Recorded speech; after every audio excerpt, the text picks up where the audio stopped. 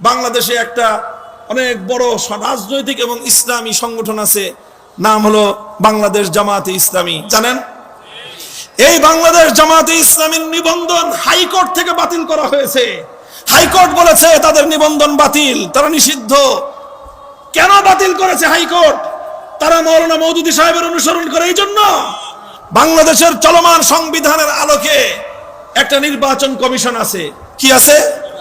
বাংলাদেশের যে কোনো রাজনৈতিক দল বাংলাদেশে রাজনীতি করতে চাইলে, নির্বাচনে অংশগ্রহণ করতে চাইলে তাদের জন্য বাধ্যতামূলক হলো কি, নির্বাচন কমিশনের নিবন্ধন লাগবে।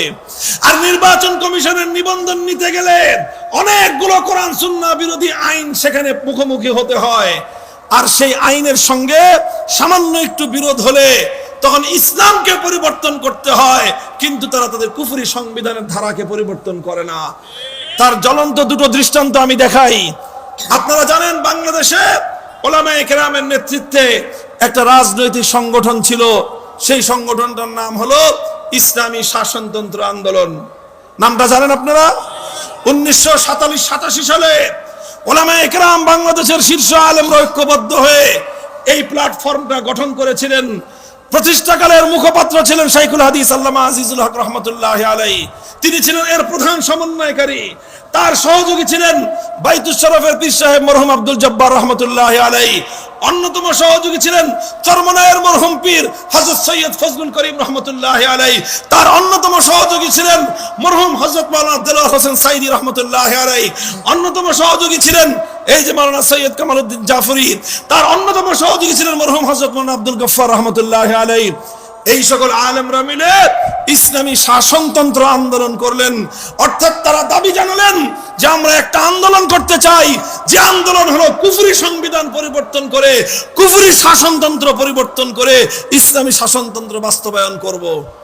কিন্তু অভিশপ্ত এই নির্বাচন কমিশন যখন তারা রাজনৈতিক নিবন্ধনের জন্য গেলেন, ইসলামী শাসনতন্ত্র আন্দোলনের লোকদেরকে বলে দিলেন যে ইসলামী শাসনতন্ত্রের নাম নিয়ে বাংলাদেশে কোনো রাজনৈতিক দল গঠন করা যাবে না। কেন গঠন করা যাবে না? কারণ ইসলামী শাসনতন্ত্র এই শব্দ বাংলাদেশের সংবিধানের সঙ্গে সাংঘর্ষিক। কেননা বাংলাদেশের সংবিধান হলো কুফরি শাসনতন্ত্র।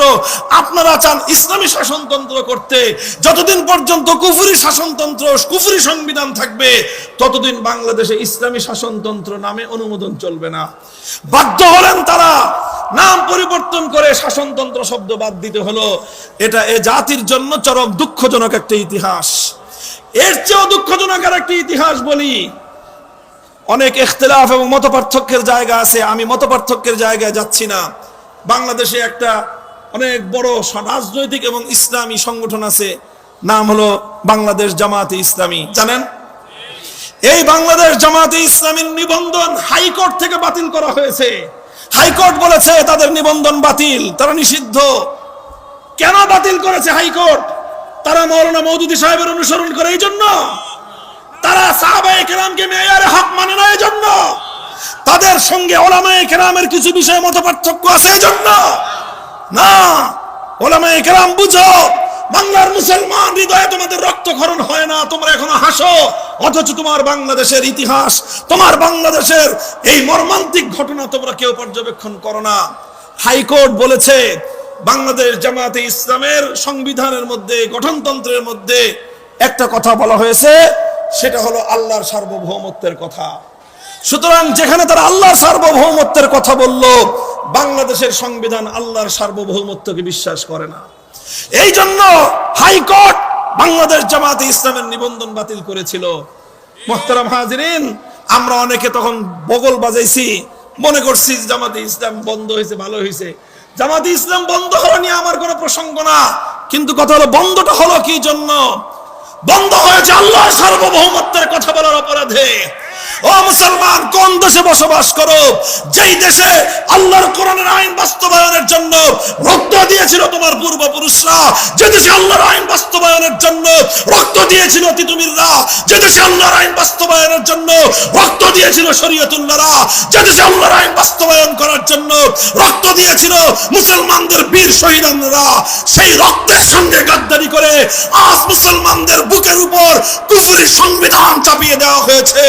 মুসলমানদের উচিত ঐক্যবদ্ধভাবে লড়াই করে রক্ত দিয়ে শাহাদাতের মাধ্যমে কুফরি সংবিধান বঙ্গোপসাগরে ভাসিয়ে দেওয়া।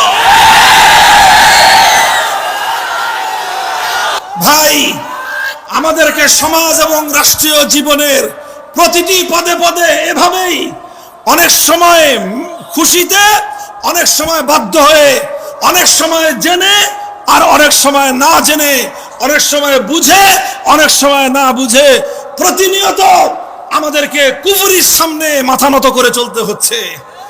আজ বাংলাদেশে যদি কোনো একজন ব্যক্তি মন্ত্রী হয়, যত বড় হাজি গাজী আলেম হন, মন্ত্রী হলে আপনাকে স্মৃতিসৌধে যেতে হবে।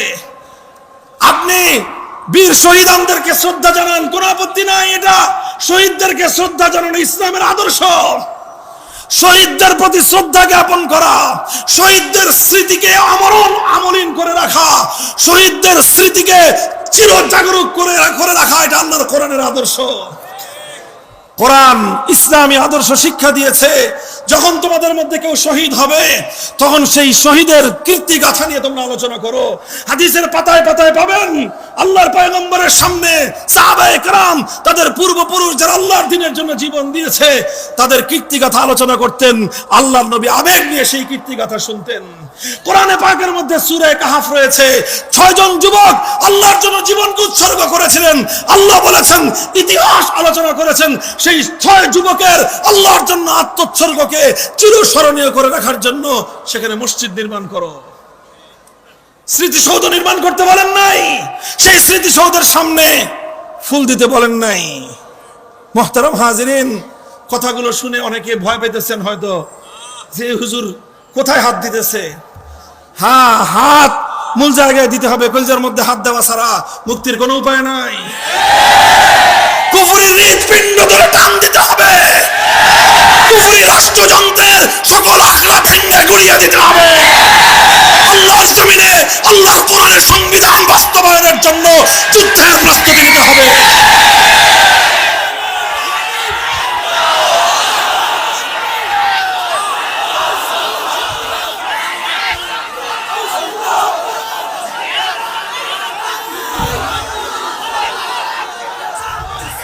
মুহতারাম হাজিরিন, এই সব আলোচনার সার কথা হলো এই, আমি স্পষ্ট ভাষায় বলতে চাই, আমরা এই যে 5ই আগস্ট যে বিপ্লব হলো, 5ই আগস্ট বিপ্লব হয়েছে কি হয় নাই? এই বিপ্লবটা কেমন বিপ্লব ছিল? এই বিপ্লবকে সবাই যার যার মতো সংজ্ঞায়িত করে। আমি এই বিপ্লবের দুটো প্রতীকী রূপ দেখাতে চাই। এই বিপ্লবের বৈশিষ্ট্য দুটো আইকনের মাধ্যমে, দুটো প্রতীকী চিত্রের মাধ্যমে আগস্ট বিপ্লবের স্বরূপ জাতির সামনে বিশ্ব দরবারে উদ্ভাসিত হয়ে উঠবে।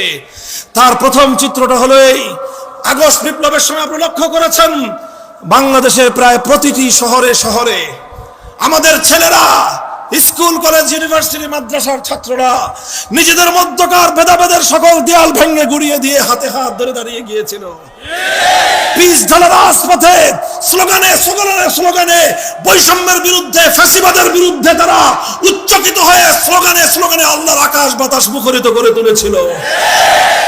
বুলেটের মুখে আবু সাঈদরা বুক পেতে দিয়েছিল, রক্ত দিয়েছে, শাহাদাত বরণ করেছে, জীবন দিয়েছে, ভীরু কাপুরুষের মতো রাজপথ ছেড়ে দেয় নাই। রক্ত দিচ্ছে, জীবন দিচ্ছে, স্লোগান তুলছে, মিছিল করছে। নামাজের ওয়াক্ত হয়ে যাওয়ার সঙ্গে সঙ্গে সেই রাজপথে দাঁড়িয়ে আল্লাহু আকবার আযানের ধ্বনি তুলছে। একজন ইমাম হয়ে আল্লাহর দরবারে নামাজে দাঁড়িয়ে স্কুল কলেজ ইউনিভার্সিটি মাদ্রাসার ছাত্ররা নিজেদের মধ্যকার সকল ভেদাভেদগুলো ছুঁড়ে ফেলে সেই পিচ ঢালা রাজপথ, যে পথ তাদের ভাইদের বুকের রক্ত দিয়ে রঞ্জিত হয়েছিল, সেই পিচ ঢালা রাজপথকে জায়নামাজ বানিয়ে আল্লাহর দরবারে সিজদায় লুটিয়ে পড়েছে। এরপর নামাজের পরে ফরিয়াদের হাত উত্তোলন করে আল্লাহর কাছে সাহায্য কামনা করেছে। আল্লাহ পাক সাহায্য করেছেন কি করেন নাই? আমি তো বলি এরা বাংলার আবাবিল, এরা বাংলার আবাবিল। বাংলাদেশের 15 বছরের স্বৈরাচারী হস্তি বাহিনী আসহাবুল ফিল, এই আসহাবুল ফিল এরা মনে করেছিল এই জনপদে তাদেরকে মোকাবেলা করার মতো কেউ নাই। আল্লাহ বললেন যে তোমাদেরকে মোকাবেলা করার জন্য আমি বিএনপির মতো বড় দলকে কাজে লাগাবো না। তোমাদের মোকাবেলা করার জন্য বড় বড় কোনো সংগঠন, বড় বড় নেতা নেত্রীকে আমি কাজে লাগাবো না। আমি ক্ষুদ্র ক্ষুদ্র আবাবিল ছাত্র জনতাকে তোমাদের বিরুদ্ধে আমি সাহায্য করলাম। এই আবাবিল যখন ছুটলো, বাদ ভাঙ্গা জোয়ারের মতো ছুটলো, 5ই আগস্ট অপরাহ্ন আসার আগেই সেই আসহাবুল ফিলের স্বৈরাচারী ফ্যাসিবাদ বাংলার মাটি থেকে পালিয়ে যেতে বাধ্য হলো।